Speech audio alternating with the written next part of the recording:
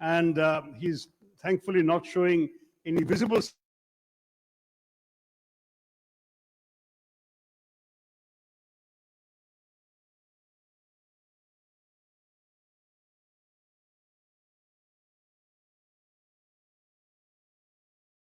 लेना चाहते थे तो बाद में करेंगे. आइए बैठिए. Come everyone, sit down. I don't think Raghuram Rajan needs any introduction. He is one of the most distinguished economists in the world, as young Alim pointed out. He has served all the leading international institutions at the highest levels as their chief economic advisor. He has served as the governor of our Reserve Bank, and he has served our own government before that as chief economic advisor. So he not only understands economics as a well-regarded professor, but is also somebody who has been a practitioner in trying to apply his economic ideas to the real world, and in particular to the realities of our country. I'm going to invite Raghuram Rajanji to make his remarks in the lecture format. He could go to the podium perhaps and speak to us all. And then I will engage him in a brief conversation, following which we will have a conversation, all of us, with him, so that those of you who have questions about what he's going to say are invited to send the questions in writing. We will then, and with your names obviously, we will call out whatever number of questions we have time for, 1, 2, 3, 4, 5, 6, depending on how good your questions are. We'll call out the people's names and then you will get a mic to ask them. We're trying to keep some control of how the time is well spent. Now, I'm urging you all to please sit down without any further delay while we welcome to the podium, with much gratitude and appreciation, Dr. Raghuram Rajan. Thank you. Namaskar, good afternoon. मैं हिंदी में बोल सकता हूँ, लेकिन हिंदी में भाषण देने की आदत नहीं है, तो इसलिए मैं अंग्रेजी में बोलूँगा और बाद में अगर प्रश्न हिंदी में आते हैं तो हिंदी में बोल सकता हूँ. Distinguished guests, Dr. Shashi Tharoor, members of the Congress, and friends. What I want to talk about today is something that's on all our minds, which is what is happening to liberal democracy in this country, and is it really that necessary for Indian development? I will argue it is, and we absolutely must strengthen it. But the reason I thought this would be an interesting topic of discussion is there is a feeling among some quarters in India today that democracy holds back Indian growth. And India needs strong, even authoritarian leadership with few checks and balances on it to grow. And we seem to be drifting in this direction. I believe this argument is totally wrong. It is based on an outdated model of development that emphasizes goods and capital, not people and ideas. I argue that recent underperformance of our country in terms of economic growth, and it has been happening for some time, certainly seems to indicate the path we're going on needs rethinking. I will make the argument that, in fact,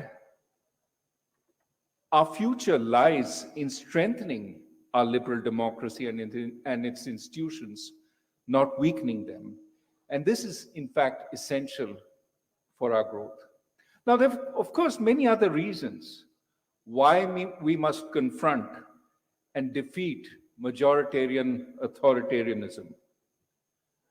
For one, any attempt to make second-class citizens of a large minority will divide the country and create internal resentment. In this age of geopolitical turmoil, it will also weaken us and make us vulnerable to foreign meddling. We only have to look south to Sri Lanka to see the consequences when a country's politicians try to deflect from their inability to create jobs by attacking a minority, it doesn't lead anywhere good. And of course, there's a moral reason to have a just, liberal, democratic society. It's what enables each and every one of our citizens to flourish socially and politically. Now, I must emphasize before I get into the meat of my talk that liberalism is not anti-religion. The essence of every major religion is to seek out that which is good in everyone. In many ways, that is also the essence of liberal democracy. Now, with that as preamble, let me talk about the economic rationale for why we need a liberal, argumentative democracy. Start first with where we are. India is rebounding today. Though the consequences of war in Ukraine, the inflation, the rising interest rates around the world are all casting a shadow. Now, any growth that we have should be celebrated, but we cannot ignore the fact that the rebound that we're having is from disastrous numbers posted in the last 2 fiscal years. India's poorest citizens, and especially their children, continue to suffer. And they've suffered during the pandemic, they continue to suffer during a K-shaped recovery that we're having. The scarring of India's lower middle class households and MSMEs will mean that domestic demand will remain subdued after an initial rebound. So we need to figure out how to get growth up. Now, I want to emphasize that India's slow growth is not all the fault of the pandemic. Our underperformance predates the pandemic. Indeed, for about a decade, probably since the onset of the global financial crisis, we haven't been doing as well as we could. The key measure of this underperformance is our inability to create the good jobs that our youth need. Think, for example, of the protests that were triggered by the government's recently announced Agnipath scheme. This is suggestive of how hungry our youth are for jobs. Just a while ago, you saw 12.5 million applicants for 35,000 railway jobs. Now, it's particularly worrisome that India has a scarcity of jobs when so many of our women are not working outside the house. India's female labor force participation is amongst the lowest in the G20 at 20.3% in 2019. In fact, we had only one country which was keeping pace with us, which was Saudi Arabia. And now Saudi Arabia's female labor force participation is 33%. So we are alone. Think how much richer India would be as a country and how much less frustrated our youth would be if there were good jobs for all. So I want to ask the question, where has India gone wrong? But before I try and answer it, let me emphasize that there is much to praise about India's economic record. In the 2 decades after the 1991 reforms initiated by Prime Minister Narasimha Rao and Dr. Manmohan Singh, India had 7% growth for 20 years. That's something very few large countries have achieved. And even in the last decade of relatively slow growth, India has had notable successes. Remember, the Aadhaar scheme was conceived of by Nandan Nilekani, and he added to it the Aadhaar stack, which has had multiple applications. Now, this was an early innovation of the UPA government, and it's paying off today. Think about the universal payment interface that many of you have used, or UPI. We have over 4 billion transactions a month now on UPI. We started UPI in 2016 when I was at the RBI. The equivalent Fed now will start at the Federal Reserve only in 2023. UPI is now studied across the world by central banks intending to implement fast retail payments. The point I want to make is not so much that this is the one thing we've done. There's so many things we've done. But when India puts its mind to it, it is second to none. The examples of successes abound, such as our farmers, ISRO, a fantastic organization which has put a satellite around Mars, our various unicorns, and our Thomas Cup badminton team. But we can't indulge only in chest thumping. if we don't assess our failings critically, we will increase the chances of continuing to underperform. So, in that spirit of constructive criticism, let me ask, if Indians and India have so much potential, why are we faltering today? Why aren't we creating those jobs that we desperately need? So let's start by asking what worked for us in those 2 decades after liberalization when we grew so wonderfully. I would say at least three things. First, we enabled our people with capabilities and empowered them to seek out better futures. We trusted our people. Second, we freed up their access to opportunities.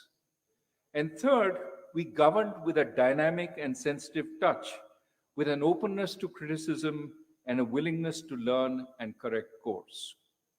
Think, for example, about the things that went right in the decade of the 1990s and the 2000s. What few people realize is that we simply did not just tear down the license permit Raj in those years. Between 1990 and 2010, we nearly doubled the years of schooling in our population, from 3.6 years on average to 6.6 years. And since then, we've made some progress, more so amongst men than amongst women. Of course, the steady liberalization of tariffs and regulations did make it easier for businesses to grow, and it allowed our better educated workers to get good jobs. Infrastructure investment helped. Prime Minister Vajpayee's Golden Quadrilateral Highway building program opened up India. And further, the UPS Gram Sadak Yojana and many such yojanas, including in Chhattisgarh, opened and connected India. And as many of you know, once you have a paved road connecting a village to the rest of India, it does wonders for the village economy. Overnight, you see dairy and poultry farming taking off because milk, eggs, and chicken can be transported to markets. Shops start stocking the latest goods. You see phones coming about, you see SIM cards. You essentially see commerce taking over the village. Development occurs before your eyes as people take charge.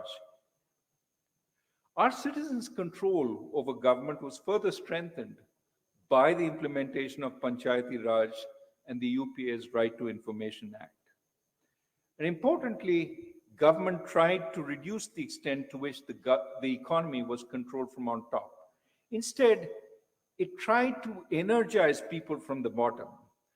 We moved to letting the energy of the people and competition between businesses decide, rather than deciding from on top which industries and industrialists were to be favored. Now, this led to 7% growth over 2 decades. But this is the past. What are we doing now? So I think it's important to understand what the current government is trying to do, at least as far as its vision on growth goes. And I would argue its vision centers around the term Atmanirbhar, or self-reliance. Now, to the extent it emphasizes better connectivity, better logistics, better roads, and devotes more resources to it, in some ways this seems a continuation of the past reform decades. And that is good. But in many ways, when you look at what Atmanirbhar is trying to achieve, it takes us back to an earlier and failed past, where we focused on physical capital, not human capital, on protection and subsidies, not on liberalization, on choosing favorites to win, not letting the most capable succeed. Now, it also means that we have a misplaced sense of priorities. What do I mean by that? Think about what we're not spending money on today. There is a tragedy overtaking our school children, especially the poorer ones. Many, not having been to school for 2 years, are dropping out of school. Their human capital, which is their and our most important asset in coming years, is something that we're neglecting. We're failing them by not devoting enough resources to remedial education. Governments will take care of children. Certainly, also a state subject. Indeed, the state I work with, Tamil Nadu, has come up with an innovative scheme, Ilam Thedi Kalvi, to hire 1.75 lakh local workers to offer children remedial learning and draw them back to school. In Tamil Nadu, which has one of the better education systems in the country, workers discovered that over 5 lakh children had dropped out, and these are now being coaxed back. Now, if Tamil Nadu has this problem, think how much worse the problem is across the country. Why aren't we doing more to focus on our children, more on our children? And given that states are strapped for finance, the center should be providing more resources to this. So the question we have to ask, it's money too. On the center's agenda in terms of funding is called production-linked incentives. Big manufacturing industry. So let's look at the PLI scheme and ask, what exactly does it do?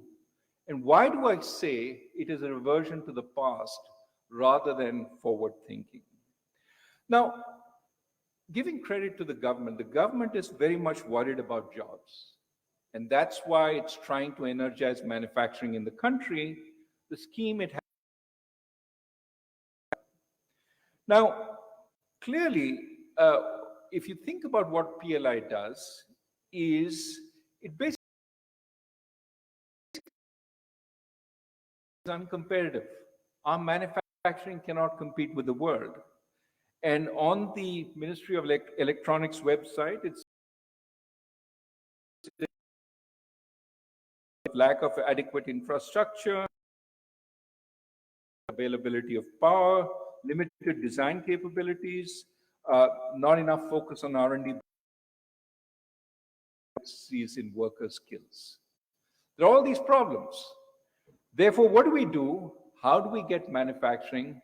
We offer tariff protection and subsidies. We raise the tariffs on manufactured goods so that our domestic manufacturers have protection, and offer them subsidies so that we can get more manufacturers to come to India and produce. So, for example, take cell phones. In 2017, the tariffs on cell phone imports were raised from 10% to 20%.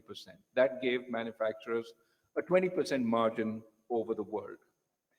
In addition, in 2020, the PLI scheme was implemented, which gives 6% of the cell phone's invoice price as a subsidy to the manufacturer. And remember, the value added in a cell phone is about 20 to 25% of the cell phone.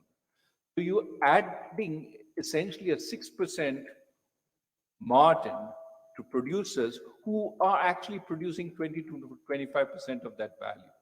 In other words, the profit margin they get is about quarter to 1/3 of the value added.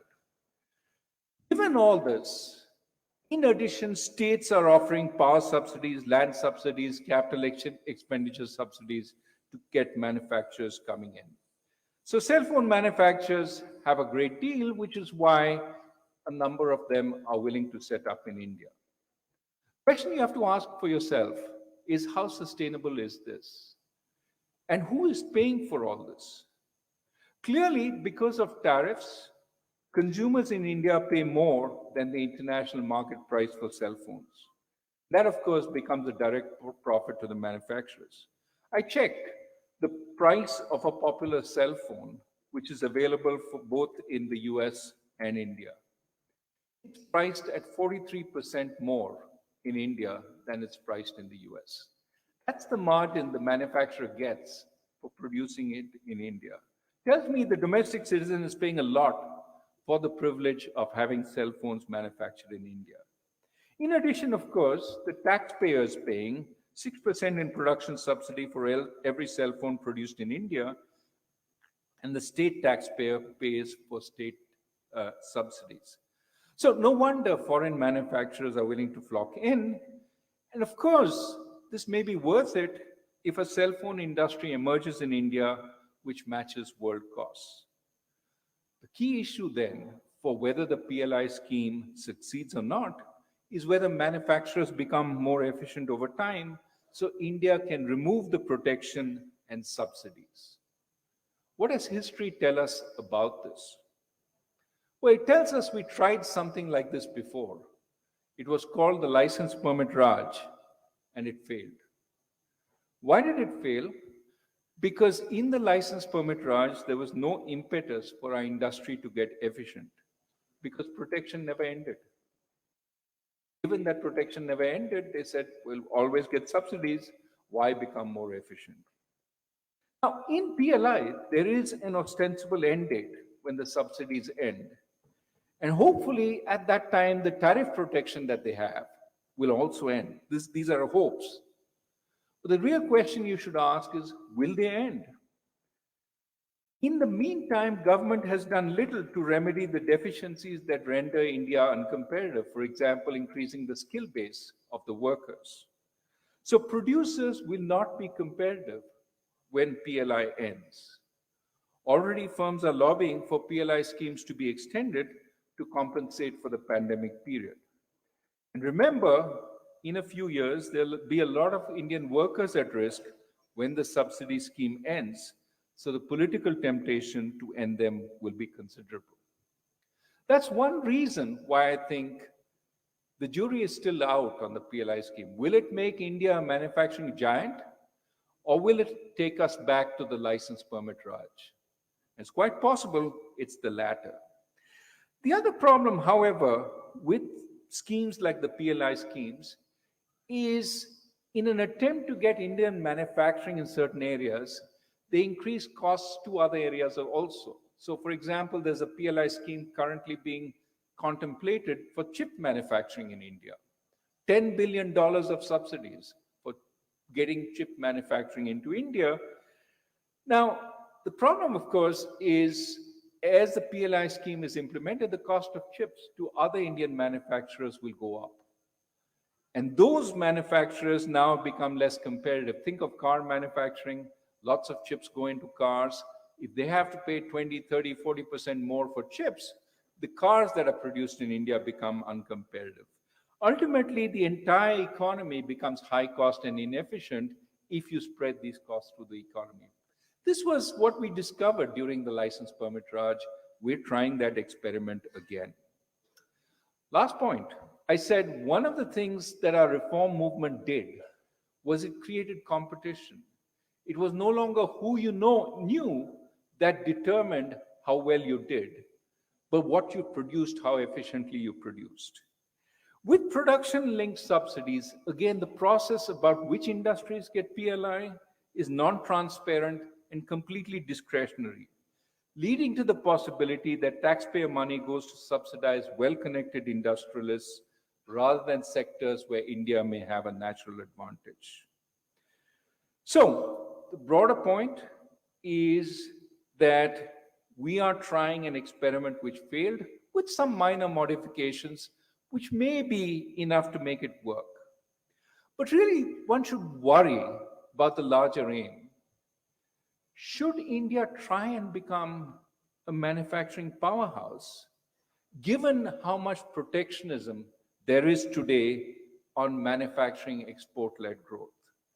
Put differently, across the West, across the world, you're seeing increasing protectionism because countries are simply unwilling to accept another China storming its way into their domestic markets. If India is to grow, it has to become another China because that's the size of its workforce. And the West is not open to another China coming into their markets. So even if PLI is effective, we become a manufacturing giant, where are our markets going to be given the kind of protectionism that is emerging, given that China already is there? So what should we do? How do we grow, given that growth is essential?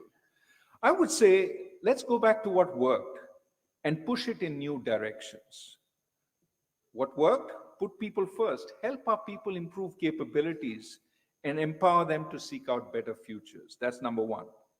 Number two, increase their access to opportunities. Number three, govern with a dynamic and sensitive touch. Now, where does all this take us? I would argue that instead of manufacturing-led growth, why not think of a new Indian way? Why not think of service-led growth? If India plays its cards right, it doesn't need to emulate China. It doesn't need to tread along the same path, which is now, as I argued, blocked. It can leapfrog much of the manufacturing stage and go directly to services. Now, let me explain in a little more detail. First, what do I mean by putting people first? When I say putting people first, India has to draw from every person that it has. And in order to draw from every person that it has to give everyone a fair chance, starting from our biggest minority, that is women, and going on to religious minorities like Muslims and disadvantaged castes and tribes. For we know that a discriminatory society is not just immoral, it's weak, as I said earlier. But history also tells us that no minority treated as second-class citizens will stay docile in the face of oppressive behavior by the majority. Equal treatment is not just appeasement. It makes absolute sense. It is the right thing to do. It is also what will take our economy in the right direction. It will allow it to put its best foot forward. Now, so the first element of putting people first is treat people fairly, treat people equally. Second, because of our fiscal resources being strained, we must prioritize. So for example, rather than spending $10 billion on production-linked incentives to create chip factories with some small probability of succeeding, today the US is spending $50 billion. We have TSMC in Taiwan spending $30 billion on new factories. So there's a lot of spending on factories going on. Instead of us spending $10 billion in starting from scratch without any assurance of success, why not spend $10 billion on 100 new universities or on 200 old universities upgrading their talents, upgrading their labs, upgrading their facilities, or on 2,000 high schools? Today, chip manufacturing is becoming a commodity business. Where there is value is in chip design. By getting 100 new universities, you get 10,000 new engineers. 10,000 chip engineers can do far more than one chip factory. In other words, when we're thinking about where we prioritize, should we not spend money on people, on their capabilities, on ideas, rather than on subsidizing some industrialists to try making chip factories? As we put people first, as we think about an agenda which increases their human capital, we have to also ask, why is it we haven't done so well on providing public goods to people? Why is it our healthcare systems are deficient? Why is it our schools are not stronger? And I would argue that part of the reason is because people need more power in their hands to be able to affect change. We heard earlier today about one way of empowering people, which is cash transfers to them, giving them the ability to command with the money in their hands better services, because now they can pay for it and they can ask people to provide those services. So cash transfers of the kind that Chhattisgarh is doing are one step in empowering people. A second is to decentralize government. Today, when a teacher doesn't show up in a school in a village, who do you complain to? The teacher is not employed by anybody who has power in the village. The teacher is employed at the state level, and you have to go to the state capital to get redress. If instead there was decentralization, if each panchayat, each municipality had more power over the workers in that panchayat or municipality, would there not be more local control and local responsibility from those functionaries. In other words, can we decentralize funds, functions, and functionaries to the local area? Something the Congress started doing with Panchayati Raj in the late 1980s, but that experiment needs to be continued because at this point, it is essentially, we have limited the amount of funds, functions, and functionaries that are transferred to the local area. Again, Chhattisgarh is doing some of that, for example, giving local panchayats decision power over sand mining, but more decision powers can be allocated to the local area so that people feel more empowered and can actually take actions on their own futures. Third, if you want to empower people, we also have to put much greater weight on individual rights and freedoms and push courts to enforce them. We have seen in many situations the weaponization of laws, of draconian laws like UAPA and the sedition law. We have seen Section 295A of the Indian Penal Code being used to oppress certain communities and suppress free speech. Now, these laws, if they used well, can help protect the public from criminals and terrorists. But if they're misused, they protect the lazy, the incompetent, and the corrupt in government from the public, or enable the government to hound those it does not like. We've seen both sides of it. And I would argue that going forward, if we want to put people first, we want to give them the ability to protest against ineffective government, we allow them to criticize local government, we need to change these laws, to amend them or repeal many of them so that people do not fear being put in jail just because they protest. We have to improve access to opportunities. There's so many ways we can improve access to opportunity once people have capabilities. Improving access to markets, to self-employment, to finance, etc. On the agricultural side, technology extension, services, investment and marketing support. On the infrastructure side, we can build out much more infrastructure. Again, the Gram Sadak Yojana that the Chhattisgarh government is working on. But one of the biggest problems in in accessing opportunity is the difficulty of doing business. The other day, I was visiting what are the real regulations that we have to adhere to? What are the inspectors we have to meet? What are the inspections we have to pass? And, in much of this, as you know, there's also a certain amount of corruption. All these are things we need to work on in order to enable our people to create jobs for themselves, to create the kind of entrepreneurship that is very important going forward. So that's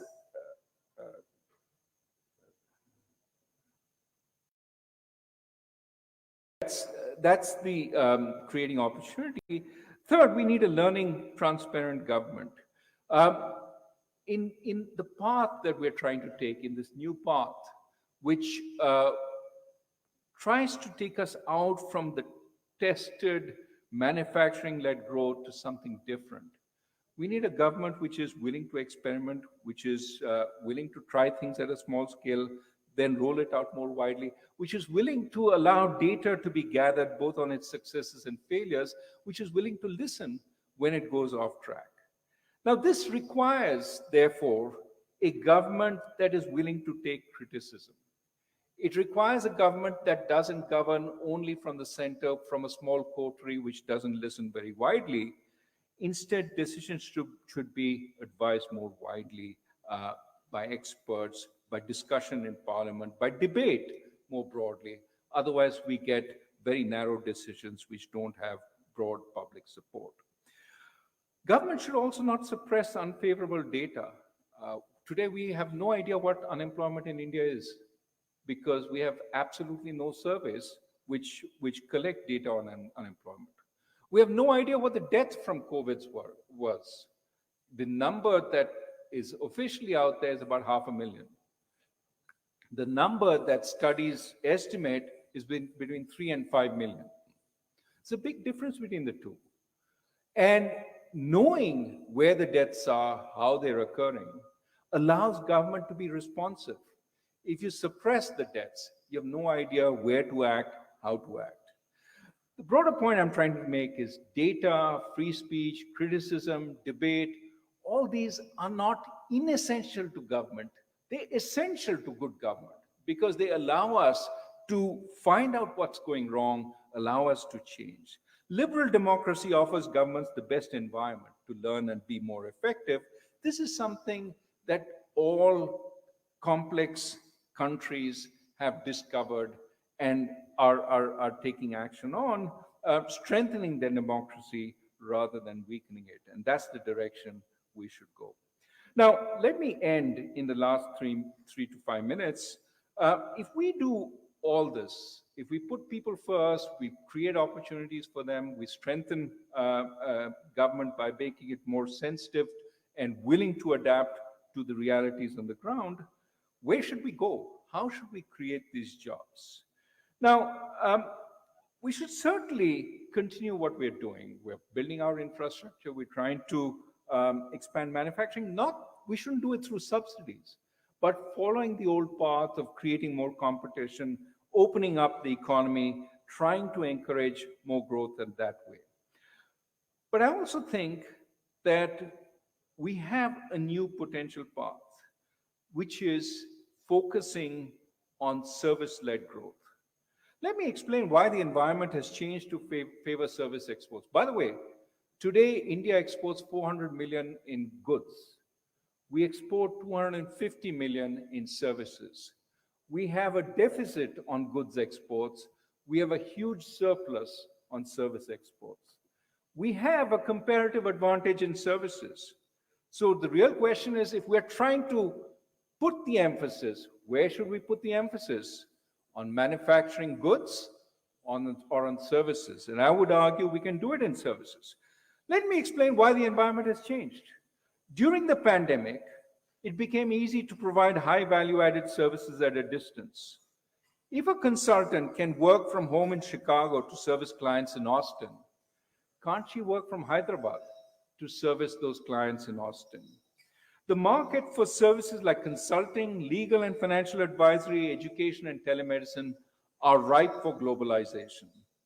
And unlike goods, services delivered online cannot be stopped at a physical border. Furthermore, when we talk about protectionism, the biggest suppliers of services in the world are the United States and Europe. And therefore, it is not in their interest to be overly protectionist, to erect barriers to services. In fact, it is in their interest to be more open. Second, India has a key asset in providing services. It's liberal democracy. Think, for example, when you provide medical services, one of the biggest elements in medical services is data and data privacy. The patient on the other side doesn't want her data to be just spread around without any notion of privacy. She also doesn't want your government to be looking at her data. Her government doesn't want you to be looking at her data. So if you want to provide medical services across border, one of the things you have to assure the other side is you will have strict controls on the data. You will protect that data. The data will stay within the provider, and it will even be protected from your own government. What countries can give better assurance of this kind of data protection? Typically, transparent, tolerant democracies which are governed by the rule of law. So if, for example, we can convince other countries that our own government cannot see our data without going through the courts, our own firms can be sued in a court if they spread the data around, we have a much better chance of getting into data-intensive services, something that a country like China cannot get into because there are no checks and balances on the Chinese government. The US today will not allow China to provide financial services in the US. In fact, a number of Congress people in the US are saying we should put restrictions on TikTok because it gathers up so much data. When data is the new oil, think about countries that have much greater ability to commit that the data will stay private, those countries will have an advantage in providing services. Add to that the fact that India is already known for providing services across the world. Our software engineers have done wonders for us here. A final reason for why focusing on services rather than manufacturing is the world is growing green. Services are expanding. Manufacturing cannot expand at that pace because it's impossible for the world to grow its consumption of goods as it did in the past. More of the consumption basket will increasingly consist of services. Why don't we focus more on spreading services across the world? So what does this mean in terms, and this is where I'll end, what does it mean in terms of what we need to do? Well, certainly we need to improve the capabilities of our people, but we also need to, for example, when we're talking about telemedicine, we need Indian degrees to be recognized across the world. We need, therefore, the process by which Indian doctors get qualified in the US to be made easier, that Indian doctors shouldn't have to travel there, that exams be offered across the world so that Indian doctors can qualify. Similarly, in terms of insurance, one of the biggest things in medicine is that national insurance typically pays for medical services. We need the national health system of the United Kingdom to pay for Indian doctors. We need Medicare, Medicaid to pay for Indian doctors. For that, our government has to take it up with those countries and say, we want to do this. And it'll be good for you because we will be providing medical services, taking some of the burden off your overclogged medical services in the National Health Scheme in the UK. It takes 6 months to get an appointment for this and that. If we could take some of the pressure off that by providing medical services from India, that would be good, but for that we need to negotiate with them. The broader point is, instead of just focusing on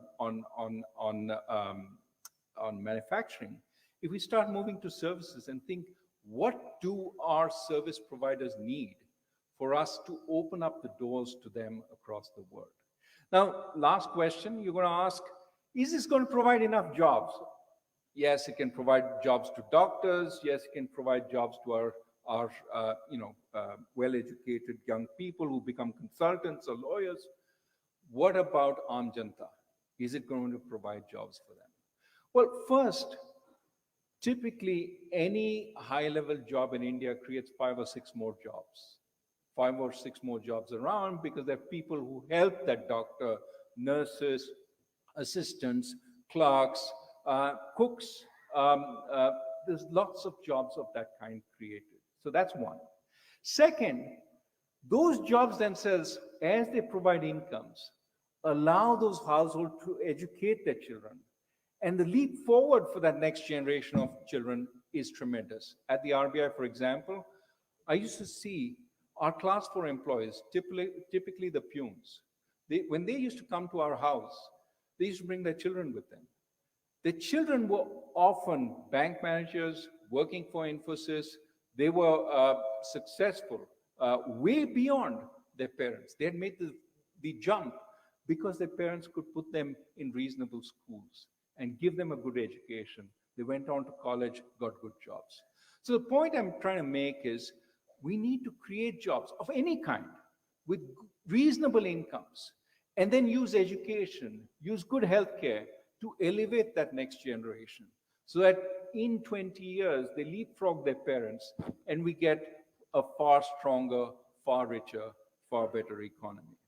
So let me end by saying we need an Indian growth path that draws on the capability of Indians and builds on India's historic culture of tolerance and respect for all. It's a growth path that builds on India's liberalism, on our ability to debate, to criticize, to essentially argue with one another. Now, I think this will improve the quality of India's governance, but as important, it'll make India trusted by citizens elsewhere in the world. In other words, I'm suggesting that India can become a Vishwaguru, not just based on the basis of ideas of the past, but because it has a new vision of green, inclusive, local-led growth and development, and based primarily on services rather than manufacturing. And it persuades the rest of the world that this works by essentially doing it. This path will not be easy given the current ruling ideology, but I think it can be a manifesto for change, and I'm happy to answer questions from Dr. Tharoor. Now, this is our 75th year of independence. Let me end by saying I believe India's best days are still ahead, but we really have to work to make it so. I think we can, but that work has to start now. Let me start.